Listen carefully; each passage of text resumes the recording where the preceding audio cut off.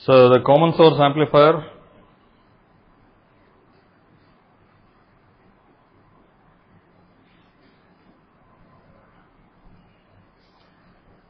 was like this. Of course, we don't use a separate voltage source at the gate. Generally, we derive it from the supply voltage.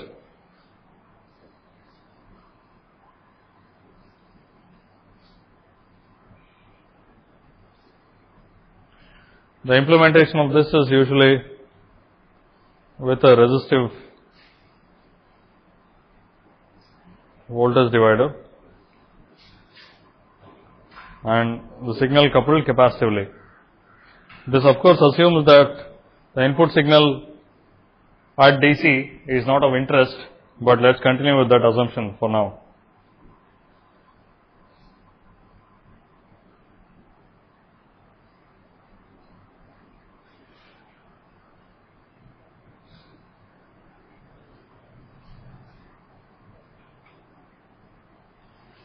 Okay. So this is what we have.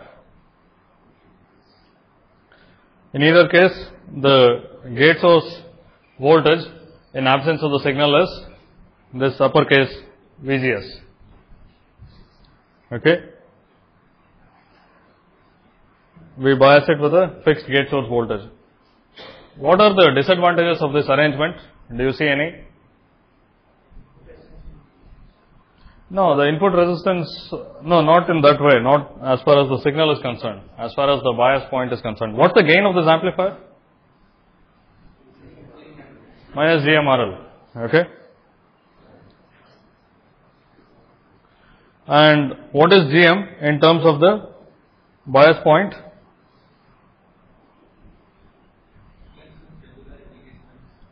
So GM in terms of its VGS is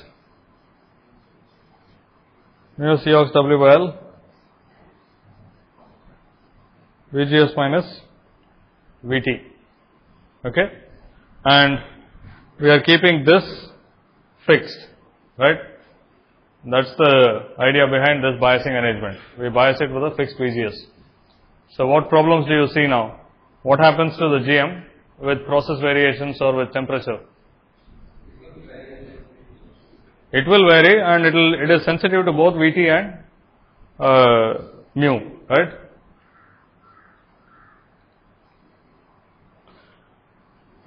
So if you look at the characteristics of a MOS transistor in strong inversion, ID versus VGS, it looks like this,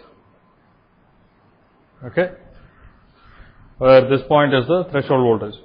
Now at a different temperature or in a slightly different, with a slightly different process variation, the VT can change, which means that it will move horizontally to the right or left, okay.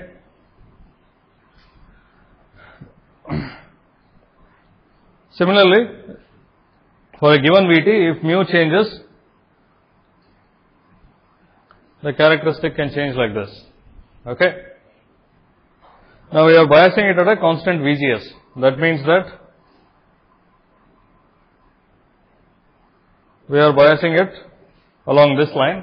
So whichever is the characteristic of the transistor, the operating point will follow that one. So at a particular temperature, this could be the operating point. At another temperature, this could be the operating point.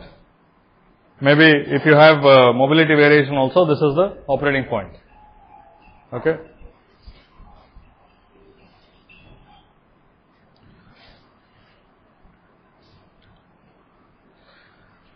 So with VT variations, you can get pretty severe variations in the operating point, and the transconductance can change, okay. So for instance, let's say you bias it very close to VT,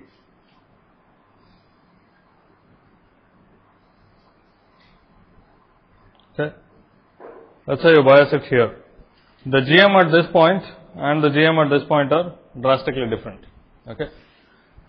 Why does this happen? Why is there a drastic variation in the operating point as you change it as you change it horizontally, as you change the characteristics horizontally? Huh? Yeah, it's because it's a square law. In general, so this is a linear characteristic, right? So if the slope goes on increasing with the function, I'll call it an expanding characteristic. That is, if it is like this, okay? And if the slope goes on decreasing as the value of the function increases, I'll call it a compressive characteristic. If you have an expanding characteristic, then with variations it could look like this. Then for a small, by definition, this increasing slope means that for a small horizontal movement you can get a big vertical movement, okay? So what is a better way of biasing it? Huh? I don't want to bias it at a constant VGS, so what do I want to do? Constant current is a possibility, right? So here you can see that at constant current, the VGS value has changed, but it looks like the slope has not changed much, right? So we can in fact write the expression and see whether it changes or not.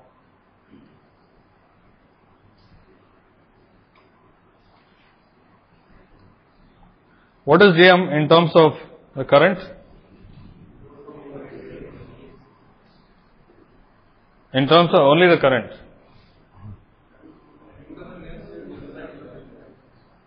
Two times mu Cox W by L times ID. Okay. So what happens with variations in the threshold voltage? Nothing, right? So it's not sensitive to the variations in threshold voltage. And it is sensitive to variations in mu, but is it better or worse than before? Clearly it's under the square root. So the big part of the sensitivity has gone away. It's not sensitive to Vt anymore. And even the sensitivity to the mobility has become half of what it was before. If mobility changes by 10%, if you bias the transistor at a constant VGS, Gm changes by 10%. Whereas if you bias at a constant ID, Gm changes only by 5%. Okay? So looks like biasing at a constant current gives you better control over temperature variations and process variations. Okay? Basically, when I say constant current, constant with respect to the parameters of the transistor, right? In the first case, I am biasing it at a fixed voltage. I don't really look at what transistor Vt it is and so on. I just say that I will bias it at 1 volt VGS. Then it gives me sensitivity to both threshold voltage and mu, and the sensitivity to threshold voltage particularly can be a lot, okay, depending on the value of VGS minus Vt that you use, right. Now if you bias it at a constant ID, the sensitivity is much lesser. In general, if you have an expanding characteristic, okay, and you bias at a particular x coordinate, you can have a big variation in the y, okay. Whereas if you bias at a given y, there will be some variation in x, but it's not going to be much, right. So similarly, if you have a compressing characteristic, if you bias it at a given y coordinate, there can be a big difference in the x coordinate, okay. So then you are better off doing something like this. Is this clear? So biasing at a constant current gives you a lesser sensitivity to variations with temperature and process. And here constant refers to independence from the transistor parameters, right.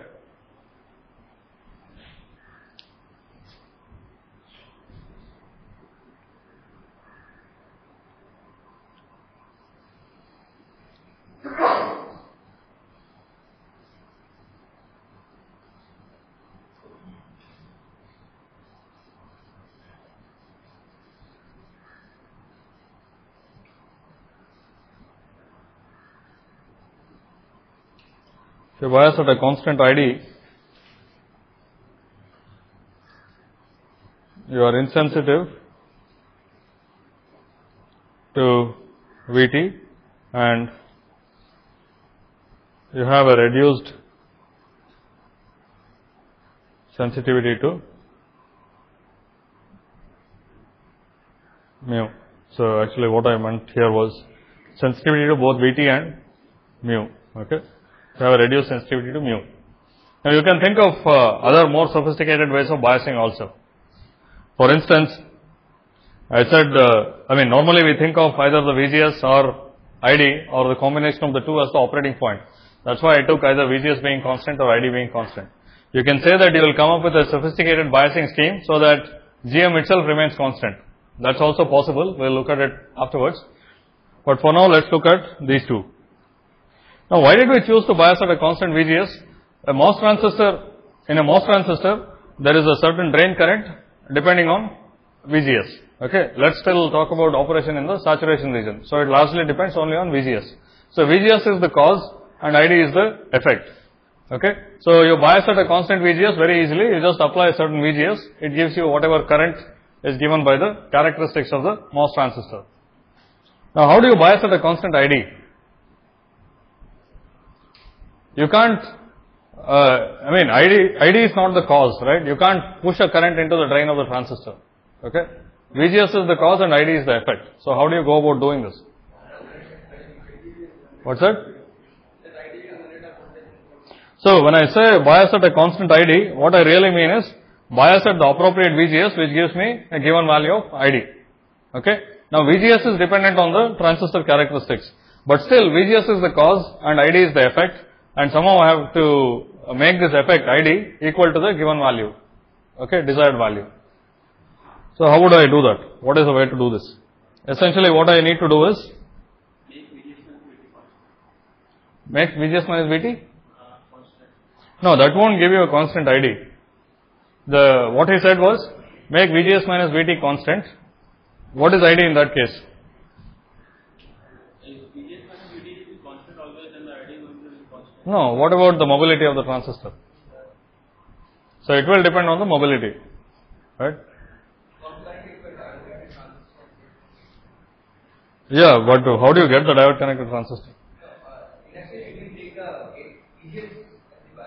Yeah, let's go step by step. Adjust VGS to get a desired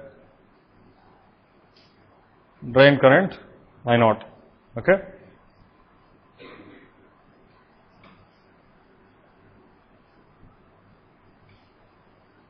So I have a MOS transistor in which VGS is the cause and ID is the effect, and I need to measure the effect and adjust the cause appropriately to get the desired effect. So what kind of circuit do I need here? Negative feedback circuit. So I want to measure the value of ID and adjust it to the right value. Desired current I0. Okay.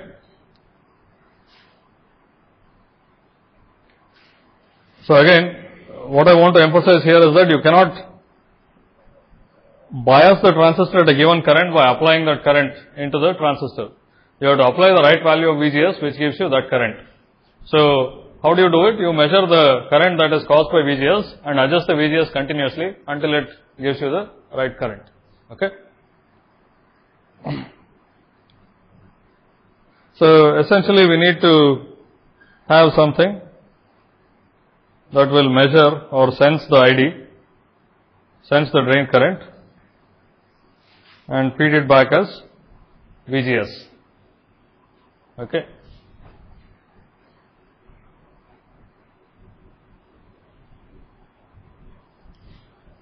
Is it okay?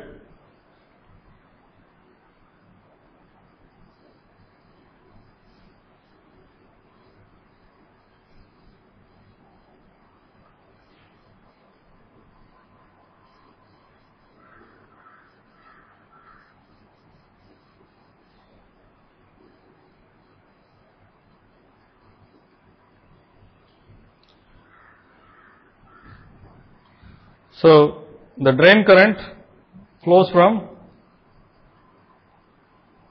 the drain to source. Okay.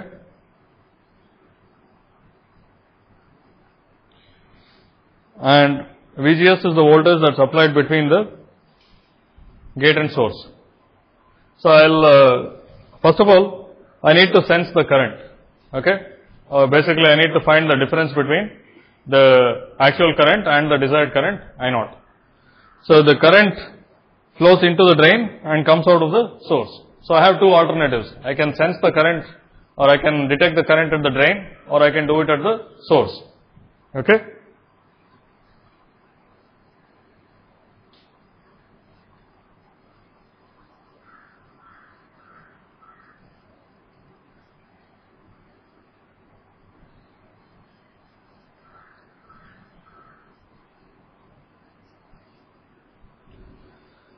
Now secondly, I need to feed back the gate source voltage. Now for simplicity, I will say that what is fed back is some voltage with respect to ground. So what I can do is I can keep the gate voltage fixed and feed it back to the source, or I can keep the source voltage fixed and feed it back to the gate.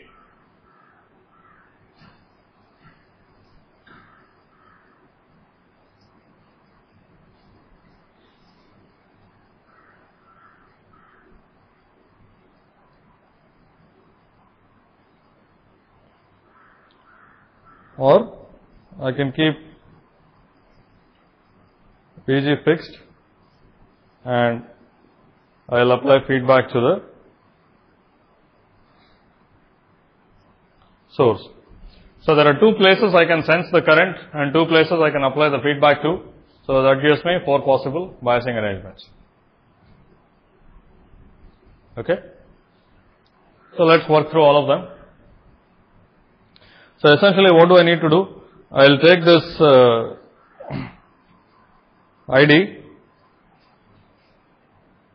and I have my desired current I naught.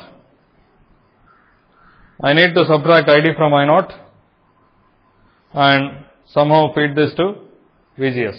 Okay. This has the information for VGS.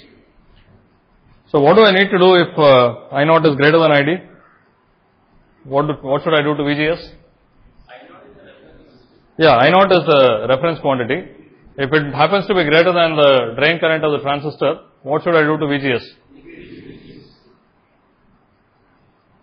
I need to increase VGS. Similarly, if I naught is less than ID, I need to decrease VGS. So I have the verbal description of the feedback system I want to implement, and now I can go ahead and implement it. Now one thing is, we would like to keep the transistor in saturation, right? So you come up with some circuits that work like these negative feedback loops, and then you verify whether it remains in saturation, or in more practical terms, you evaluate the constraints at which the transistor will remain in saturation, and then you need to make sure that you operate the whole circuit under those constraints.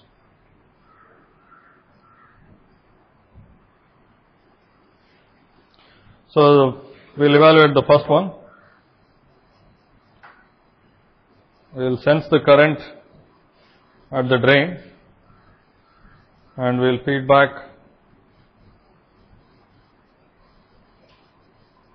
to the gate.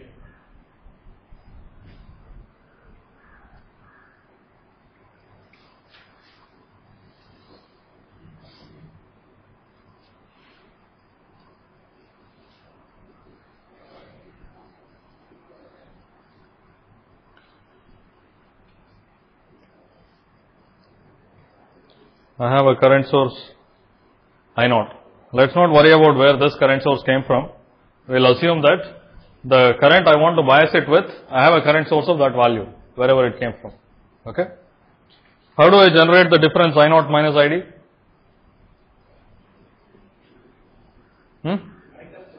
So if I want to sum or take the difference of currents, I just have to connect them to a common node with the appropriate polarity, right? So I naught is flowing downwards. So if I do this,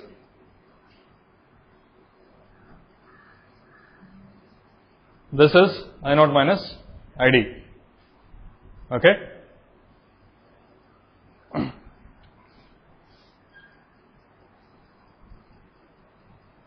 So this essentially flows into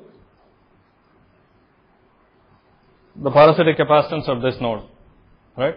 There are parasitic capacitance everywhere. That's what happens. So what happens to this voltage, the drain voltage, if I naught minus ID is positive. Huh? So VD goes up. Okay? VD increases.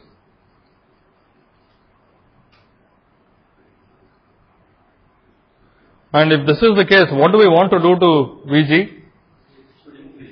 VGS should increase, Vs is fixed, so VG should also increase. Is it okay?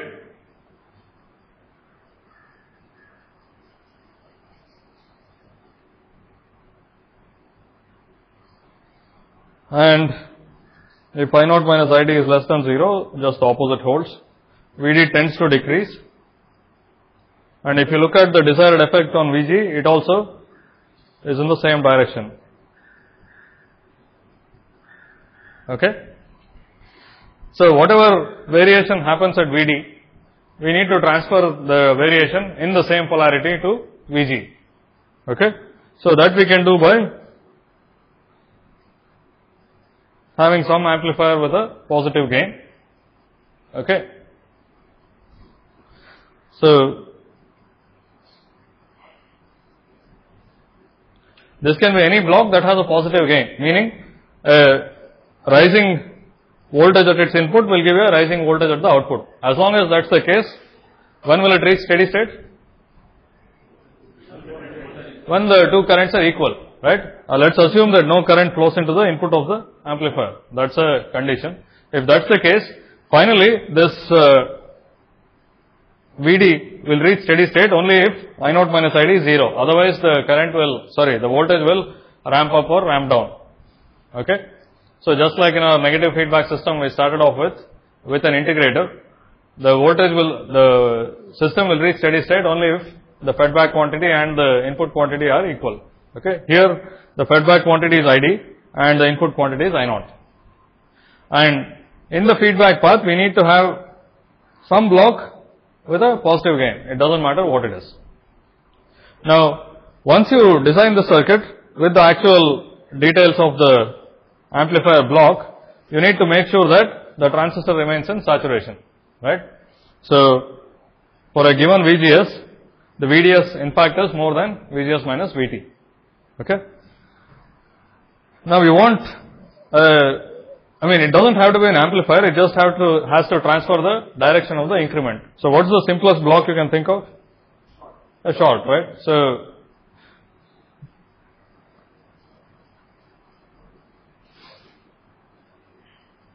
let's say you have something like this and you notice that VD is moving in the same direction that you want VG to move in. Okay? If ID is too small, VG must be increased and VD does increase. Okay? So you can connect it directly. And then you evaluate whether it is in saturation. Is it? It is in saturation. If you have enhancement transistors, it will be in saturation. If you have VT less than 0, you cannot use this. Right? So, but in CMOS technology, we will have enhancement transistors. So, in most cases, you can use this safely. Okay. But it doesn't have to be a straight connection. It can have some amplifier along this path, and the whole thing will work as long as the amplifier has a positive gain. Okay.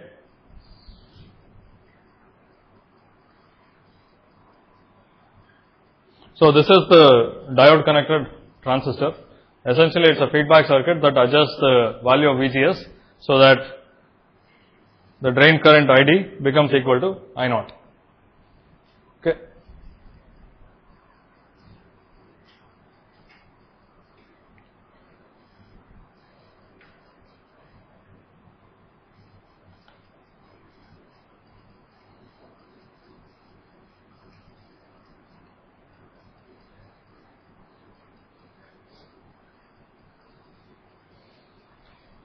So, this was the first of the possibilities, right? The logic was clear in deriving this. What I want to emphasize here is the cause and effect. The cause is VGS and the effect is ID. It's not like you are applying ID to a transistor. Okay? You are adjusting VGS until your drain current becomes equal to I naught.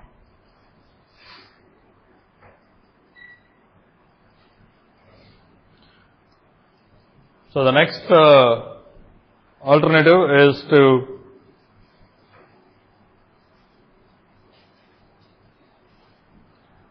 let's say we still sense the current at the drain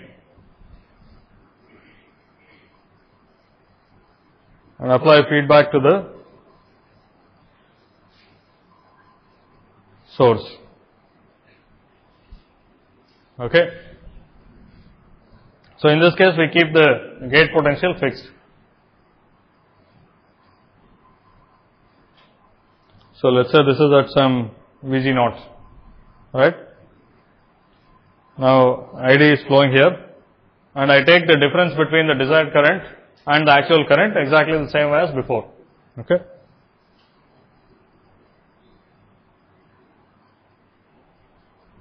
So again, this I naught minus ID tends to flow into the parasitic capacitance, and this drain voltage Vd, it increases if I naught is greater than ID and decreases if I naught is less than ID. And I have to feed back the source voltage Vs. Okay. So what is if I naught is greater than ID, what do I want to do with Vs? I have to decrease it. The gate is fixed, so I have to pull the source down so that the current increases.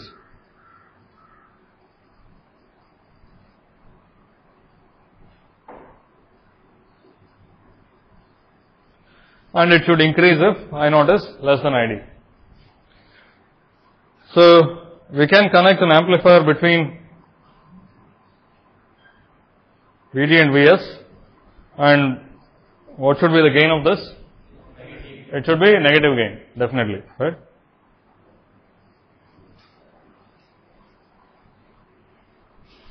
So as long as it has a negative gain, it will work like a negative feedback system, and ID will get adjusted to I naught, right? The steady state is reached only when I naught equals ID. Is this okay? Now, there can be many topologies for the negative gain amplifier. Again, you fill in the circuit details and then you evaluate if all transistors are working in the desired regions of operation. What is the simplest negative gain amplifier that you know? Common source amplifier. Can we use it here? Huh? Well, so this is M naught. I am trying to build a biasing circuit for M naught. Okay. So I can use anything else I want. At least let's for now assume that that's the case. So you are reluctant to use the common source amplifier. You should just go ahead and use it and see what happens. Right? So let's do that.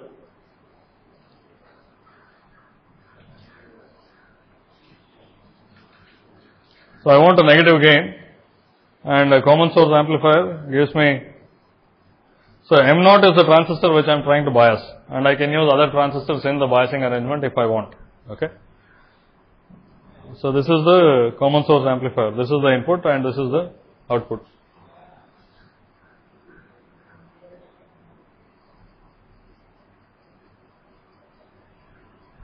Can I do this?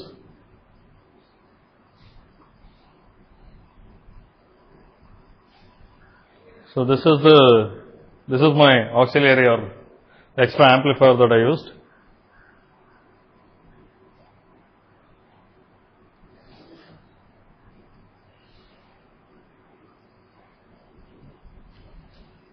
This is okay or no? First of all, what about biasing the common source amplifier? Is it okay?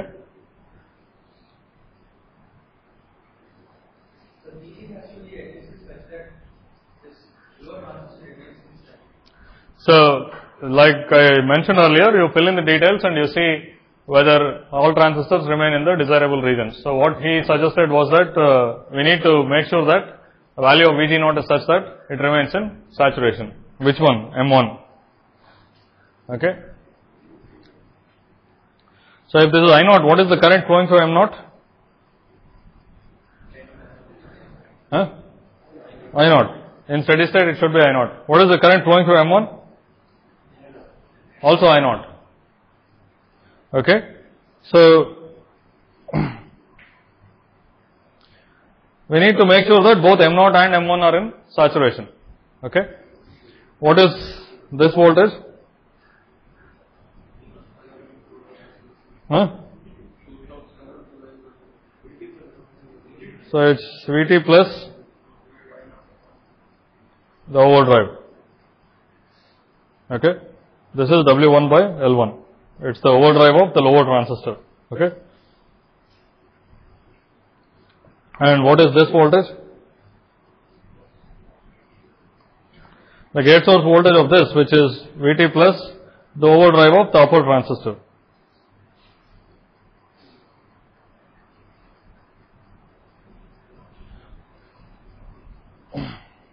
So what happens if you make Vg naught very large?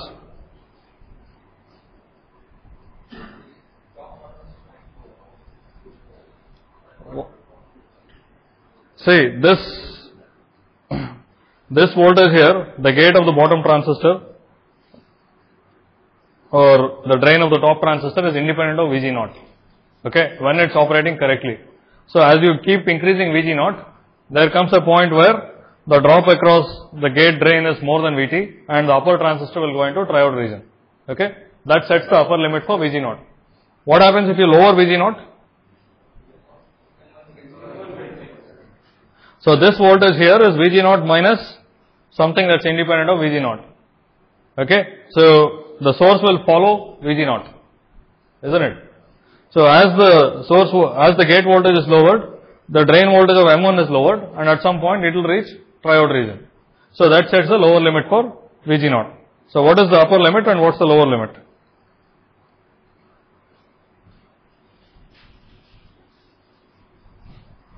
First, what is the upper limit on Vg naught?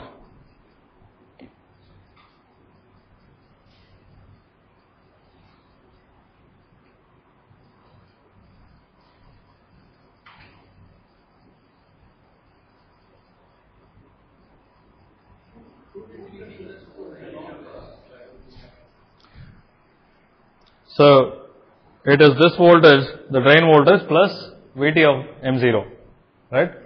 Now I will distinguish the Vt of these two. Okay, it is possible that the two threshold voltages are different. If I connect the bulk of M0 to ground, okay, the VSB of M0 will not be 0, so its threshold voltage can be different. So Vg naught must be less than Vt1 plus Vt0 plus the overdrive of the lower transistor. And this overdrive is usually denoted by VGST. Are you guys familiar with this symbol? So VGS minus VT at a given bias current I0 is denoted by this. So VGST1 at a current I0. Okay. And what is the lower limit?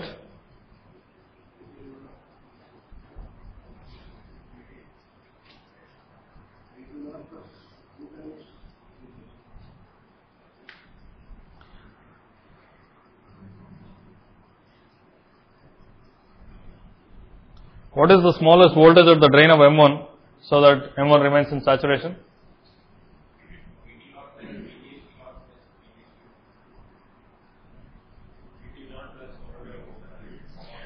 At the drain of M1, you need to have the overdrive of M1 so that it remains in saturation. That plus VGS of M0. Okay.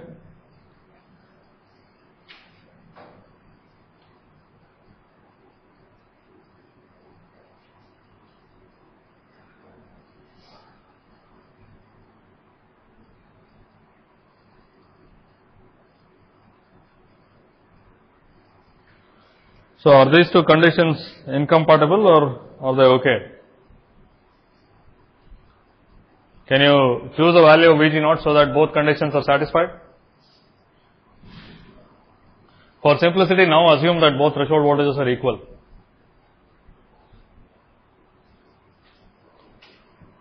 We have an upper limit and a lower limit. Okay, if the lower limit is above the upper limit, then you really cannot do anything, right?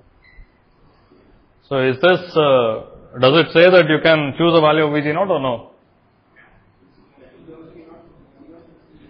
What is is there a further constraint?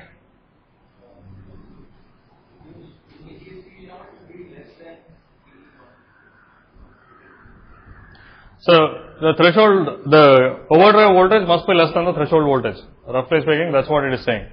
And that is okay, because even in modern technologies, the overdrive voltage is, that you bias it with, it's something you can choose. Maybe you will choose it to be, let's say, 100 or 150 millivolts. And the threshold voltages are still 0.3, 0.4, 0.5 volts. So it is possible to choose the parameters so that this circuit works properly. Okay. And you evaluate the constraints and you bias VG0 somewhere in the middle of this region. Is it okay? So here what we are doing is we are sensing the difference between the drain current and the desired current I0 and feeding it back to the source through a negative gain amplifier. In this particular case, we use the common source amplifier as a negative gain amplifier, and we can make this work if we choose the right value of VG0. Okay, and that right value is given by these two constraints. Okay.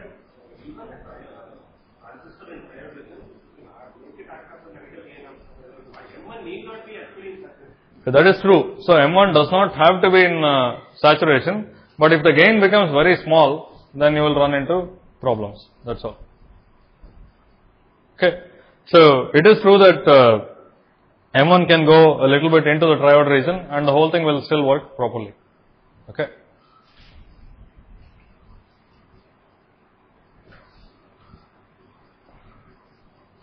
Is this okay? The logic behind the derivation of this? What is the gain of the amplifier proposed? Goes? So what can happen is, see, if for instance, if M1 let's say is in deep triode region, but this current I0 still has to flow through M1. So what will happen to this voltage? If M1 is in triode region, the gate voltage must be higher to support a given current, right? The deeper it is in triode region, the gate voltage has to be higher. So as it goes higher and higher, it may reach the limits of I0 itself. Okay. The gate voltage required may be so high that I0 also is a real transistor current source, right? I haven't shown the details of it, but if this voltage, let's say, reaches the power supply, then you cannot make the whole thing work. Okay. Yeah, that's correct. So that's what you want to do. And if you are in saturation, then this voltage is more or less fixed. So one thing is how much this voltage will be when carrying a current of I0. In triode region, it is more. Also, secondly, how sensitive it is to different variations. Okay. If you are in triode region, you are much more sensitive because a small change in VG0 will give you a small change here. That can give you a large change here. So you have to make sure that the circuit works over all those changes. But if you are in saturation region, you are safer. Okay, this voltage is more or less constant. So you evaluate it for the one condition for a particular value of VG0, and even if VG0 varies a little bit, it won't affect the value of that voltage. Okay. So that's the problem with biasing it in triode region. You can certainly find a bias point where it works, but it will be more sensitive to variations in parameters. So for instance, let's say I have it so that this voltage is high and both transistors are in saturation. Now VG0 for some reason increases a little bit. So this voltage will increase. So this voltage can reduce drastically and that will push this into triode region. So to avoid such sensitivities, it's best to bias it in saturation region. But if it goes slightly into triode region, doesn't matter. Okay.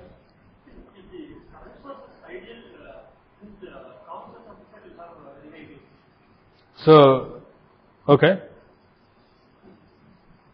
No, but first of all, I wrote the symbol for an ideal current source, but we won't have any such thing, right? I mean, certainly If the voltage across the current source becomes close to 0, the current source will cease to function. Okay. Sir, maintaining this condition for both the transistors is saturation. Across processing temperature, variation will be very difficult, right? The question is maintaining the condition for saturation of the two across process and temperature is very difficult. Yeah, depending on how much the process and temperature variations are, it may be, but let's see the conditions again.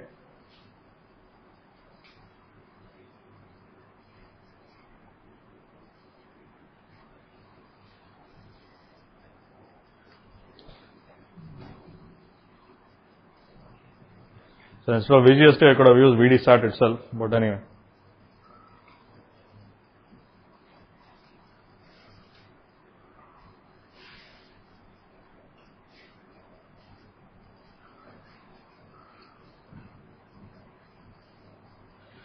Okay. So let's say you bias it in the middle of this range. So let's say, in fact, let's take some fixed numbers. So to start off with, let's say VT is 0.6 and VGST is 0.15 for both transistors. Okay. So the upper limit is 1.35 volts and the lower limit is 0.9 volts. Okay. So you have a range of about 0.45 volts. Okay. And that may be enough to accommodate it. So now let's say VT increases to 0.7 volts and VGST becomes, I don't know which is the worst case condition, so let's try VGST of 0.1 volt. Okay. So this will become 1.5 volts and here it is 0.7 plus 0.2, 0.9 volts. Maybe I'll take this 0.2. Okay. So this will become 1.1 volt and on the upper side it becomes 1.6. Okay. So if you had biased it at, let's say, around 1.2 volts or 1.15 volts, which is in the middle of this range, you would still be fine. Okay. Here, with the increased VT and increased VGST, the upper limit is okay. In fact, it's become more than before. The lower limit is worse. But you can still find a condition that satisfies it. Okay.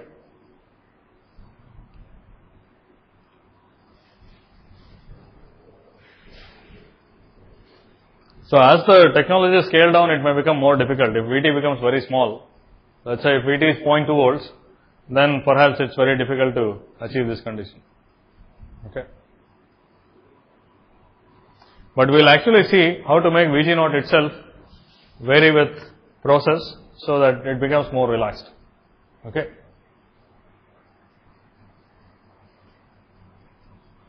Is the logic behind the circuit clear?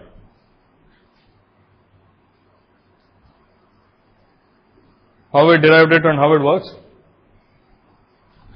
So one more possibility with this is we don't use a common source amplifier, we can use a more complicated one, right? Which will also ease the constraint on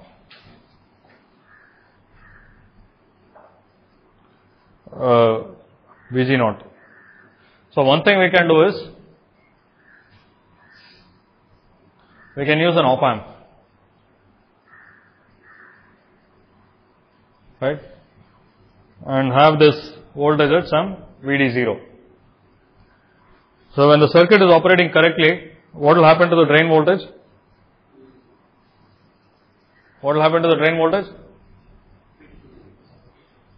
It will be equal to VD0 because the input of the op amp will have 0 voltage across it. And what's the polarity of the op amp? Where is the plus? On top or bottom? Top, bottom. What kind of gain do I want from this point to this point? Negative. So it should be like this. Okay. So I can have some amplifier like this so that now I can choose the value of VD0 as well. So with that eases my constraint on VG0 even further, right?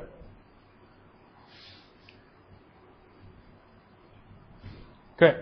So you can do these things. If the constraint becomes unbearable, that is, if you are not able to bias this circuit correctly over process and temperature, you can use an intermediate amplifier so that the whole thing gets biased correctly. Okay.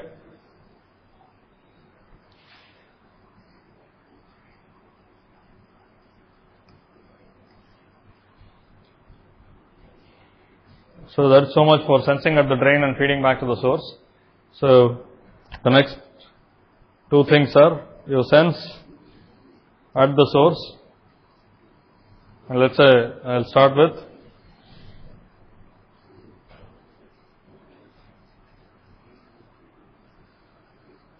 feedback to the source.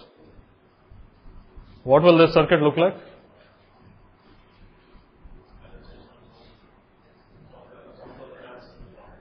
Yeah. So to consider this, first let's imagine a fictitious device which has two input terminals. Okay. I will call this S1 and two output terminals.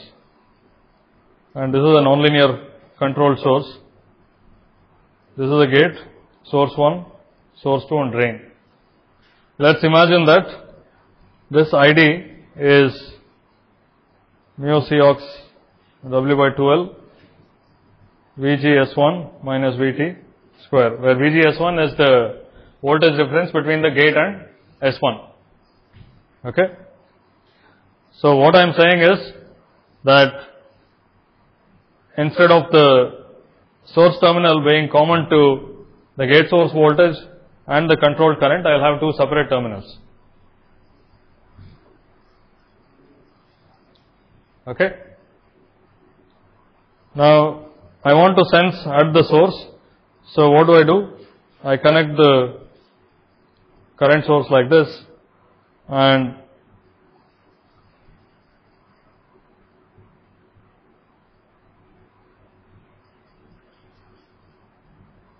I0 minus ID flows in this direction. I0 minus ID flows in this direction from the parasitic capacitance.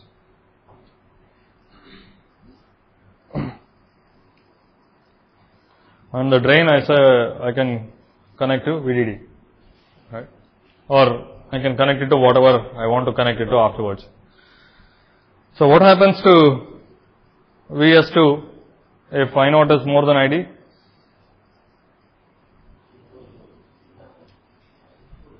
I0 is more than ID, what happens? VS2 decreases. Okay. If I0 is more than ID, what should I do to S1? The gate is fixed here, VG0. If I0 is more than ID, what should I do to VS1?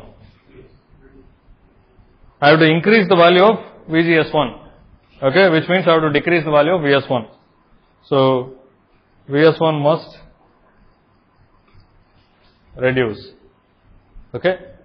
Exactly like we did with the first example, I can connect S1 to S2 because they have the same sense of variation. That is, S2 gives a certain sense of variation, and the sense of variation required at S1 is the same.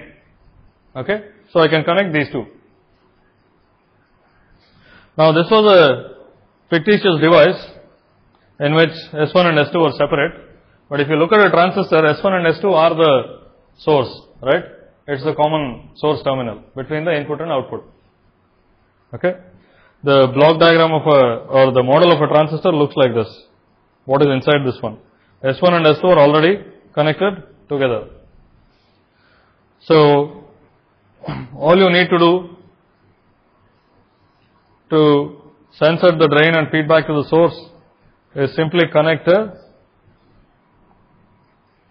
current source I0 to the source of the MOS transistor. Okay. And this does have feedback, but the feedback connection is implicit in the transistor itself.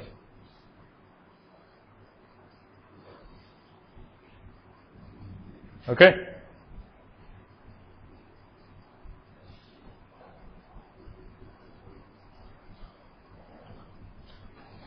Please work out the last one, sensing at the source and feeding back to the gate.